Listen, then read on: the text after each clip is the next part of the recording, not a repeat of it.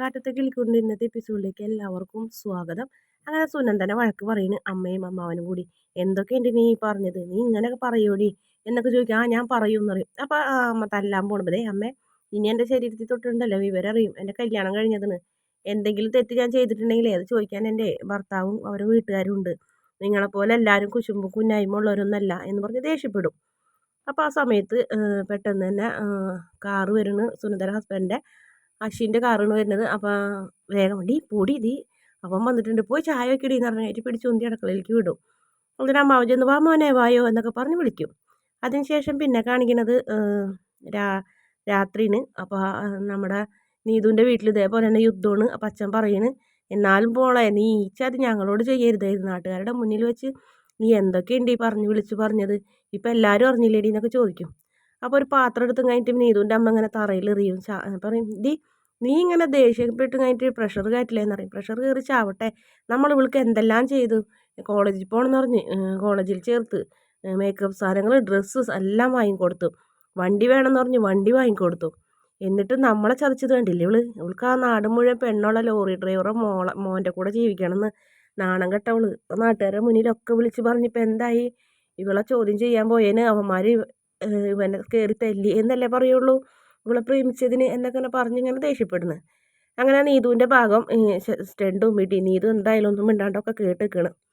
പിന്നെ സുധീഷിനെയും ഹരീഷിനെയും കാണിക്കണം. രണ്ടുപേരും കെടുക്കണം. അപ്പോൾ ഇങ്ങനെ പറയുന്നത് സുധീഷിനും ഇഷ്ടമായി ഹരീഷിനും ഇഷ്ടമായി. അതായത് ഇന്നത്തെ രണ്ട് പെർഫോമൻസ്. അതിന് മുന്നേ തന്നെ നമ്മുടെ നിധിയോട് സുഭാഷ് പറയും "മോളെ നാളെ തുടങ്ങി മോളെ കോളേജിൽ ജോലിക്ക് പോകുമ്പോൾ ആരെങ്കിലും ഒരാൾ കൂടെ വേണം. ഞാനോ സുധീഷോ നികേഷോ ആരെങ്കിലും ഒരാൾ കൂടെ പോയാൽ മതി. ഇനി അവന്മാർ പ്രശ്നം ഉണ്ടാക്കും. അതുകൊണ്ട് മോളൊറ്റയ്ക്ക് പോകണ്ട. ഓഫീസിൽ നിന്ന് ഇറങ്ങുമ്പോഴും മോള് നേരം വൈകിന് വരുന്നെന്നുണ്ടെങ്കിൽ ഒന്ന് വിളിച്ചാൽ മതി. ഞങ്ങൾ ആരെങ്കിലും വരാമെന്ന് പറയും. അപ്പോൾ സുധീഷ് പറയും നിധിയൊക്കെ ഇപ്പോൾ വല്ലായ്മ തോന്നും. എന്തിനു കേട്ടാന്ന് ചോദിക്കും. അപ്പോൾ സുധീഷ് പറയും "ചേട്ടൻ എന്തീ പറയണത്? എന്ത് കാര്യത്തിന്? നിധിയുടെ പിന്നാലെ നമ്മൾ കൂടെ ഇങ്ങനെ നടന്നാലാണ് നാണക്കേട്. അവരെന്ത് വിചാരിക്കുക? അവരെ പേടിച്ചിട്ട് നിധിക്ക് പ്രൊട്ടക്ഷൻ ആണെന്ന്. അതിൻ്റെ ആവശ്യമില്ല.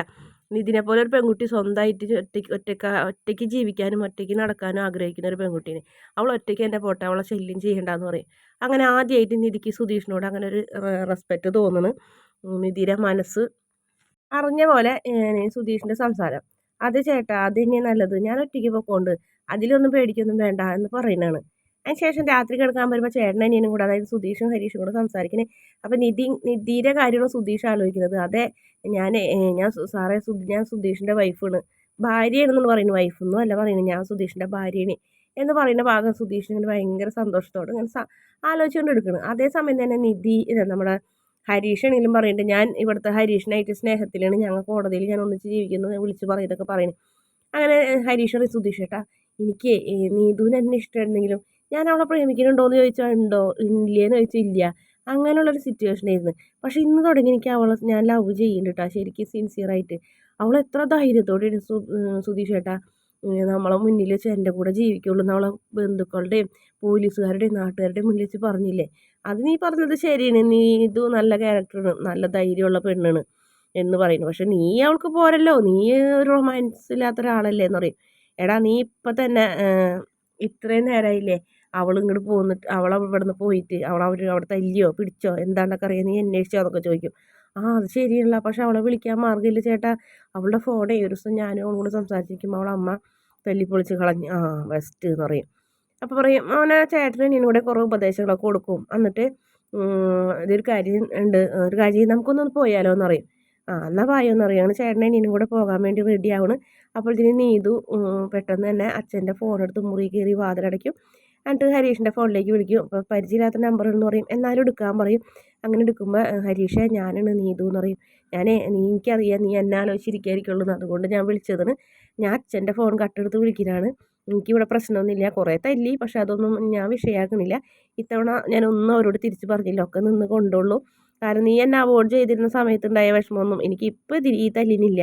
അതുകൊണ്ട് നീ സമാധാനമായിട്ടിരുന്നോ, എന്നെക്കുറിച്ച് ആലോചിക്കേണ്ട. ആൾറെഡി ഞാനിപ്പോൾ നിന്നെക്കുറിച്ച് ആലോചിക്കായിരുന്നു, സുധീഷേട്ടനോട് ഇപ്പോൾ പറഞ്ഞുള്ളൂ. നിനക്ക് ഫോണില്ലാത്തത് കൊണ്ടാണ് ഞാനങ്ങനെ എന്ത് ചെയ്യുമെന്ന് ആലോചിച്ച് വിഷമിച്ചിരിക്കുകയായിരുന്നു എന്നൊക്കെ പറഞ്ഞ്. സാരില്ല, എനിക്ക് മനസ്സിലായി. നീ ഇതിലേക്ക് വിളിക്കരുത് കേട്ടാ, ഞാൻ നാളെ പറ്റിയെങ്കിൽ കടയിലേക്ക് വരാമെന്ന് പറഞ്ഞ് നീ ഇത് ഫോൺ വയ്ക്കും. അതിനുശേഷം സമാധാനമായി ഇനിയിപ്പോൾ അങ്ങോട്ട് പോകണ്ടല്ലോ എന്ന് പറയും. അങ്ങനെ സുധീഷ് നിതീഷിൻ്റെ കവളത്തൊരു ഉമ്മ കൊടുക്കും. സോറി, സുധീഷിന് ഹരീഷ് ആദ്യം സുധീഷിൻ്റെ കവളത്ത് ഉമ്മ കൊടുക്കും. അങ്ങനെ രണ്ടുപേരും കൂടെ വീണ്ടും ഒന്നും രണ്ടൊക്കെ പറഞ്ഞ് അടിക്കുകയും തല്ലുകയൊക്കെ ചെയ്യും. തമാശയ്ക്കാണെങ്കിലും അവർ ഓടണ് പെരയ്ക്ക് ഹാളിൽ ചുറ്റും ഓടണ്. അപ്പോഴത്തേനും സുഭാഷ് വന്ന് തടയും. സുഭാഷിൻ്റെ ഞാൻ തല്ല് പിടിക്കുന്നു. ഡാടാ ഇപ്പം എന്താ പ്രശ്നം എന്ന് ചോദിക്കും. ഒന്നുമില്ല എന്ന് പറയും. അതെ എന്താന്ന് ചോദിക്കും. അപ്പോൾ ഇതിന് ശേഷം വരും എന്താ ഇവിടെ പ്രശ്നം എന്ന് ചോദിക്കും. അതെ ഞാൻ ഈ സുധീഷ് ഹരീഷിന് ഞാനൊരു ഉമ്മ കൊടുത്തേട്ടാ, അത് അവന് വേണ്ടാന്നിട്ട് അവനത് തിരിച്ചു തരാൻ പോണ്, എന്നെ ഉമ്മ വയ്ക്കാൻ പോണെന്ന് പറഞ്ഞ് ഓടണ്.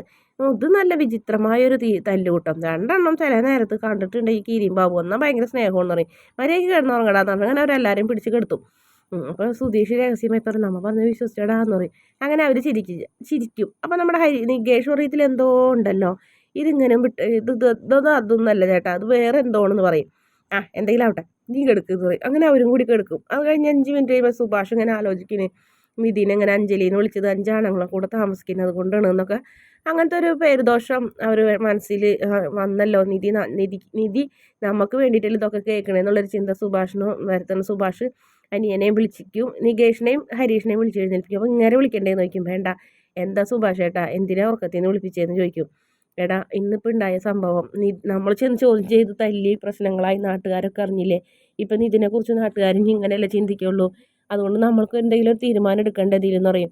അതിനല്ലേ ചേട്ടാ നമ്മൾ തല്ലിയത്, ഇനി അവന് ചേട്ടത്തിൻ്റെ മുഖത്ത് പോലും നോക്കൂല എന്ന് നികേഷ് പറയും. ആണ്, എന്നാലും ഇനി അവൾ ഇങ്ങനെ ഒരു അപമാനം കേൾക്കാൻ പാടില്ല. അതെന്താ ചേട്ടാ ഞാൻ കാരണമാണ് ഇതൊക്കെ ഉണ്ടായി എന്നുള്ളൊരു തോന്നൽ ചേട്ടനുണ്ടോ എന്ന് ചോദിക്കും ഹരീഷ്. ഞാൻ നീതുവിനെ സ്നേഹിച്ചത് കൊണ്ടെന്ന് പറയും. അതൊന്നും ഇല്ലടാ, അല്ലെങ്കിലും ആൾക്കാർ പറയുമല്ലോ ഇന്നിപ്പോൾ തന്നെ ഒരു 8 നിമിഷം കൊണ്ട് നമ്മളെ പറ്റി എന്തൊക്കെയാണ് ഈ നാട്ടുകാർ വിളിച്ച് പറഞ്ഞത്.